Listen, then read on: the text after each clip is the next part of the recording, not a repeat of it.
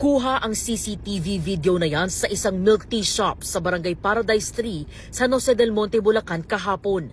Isang lalaki ang lumapit sa mga nakaupong lalaki.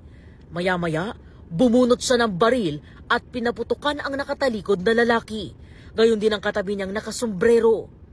Nagtakbuhan ng mga tao sa shop kasabay ng pag-alis ng gunman. Ilang saglit pa, lumapit ang mga taong nakarinig ng mga putok ng baril. Dead on the spot ang lalaking unang binaril. Dead on arrival naman sa ospital ang isa pang biktima. Bago ang pamamaril, nagkarambulan muna ang ilang kabataan sa shop na nasapul sa CCTV. Ayon sa ilang minor de edad na sangkot, ugat ng rambulan ang pagbanggaraw ng isang tricycle sa isang motorsiklo. Nagkaayos naman daw sa barangay ang mga sangkot sa rambulan. Ayon pa sa mga saksi, hindi kasama ang mga binaril sa nangyaring rambulan.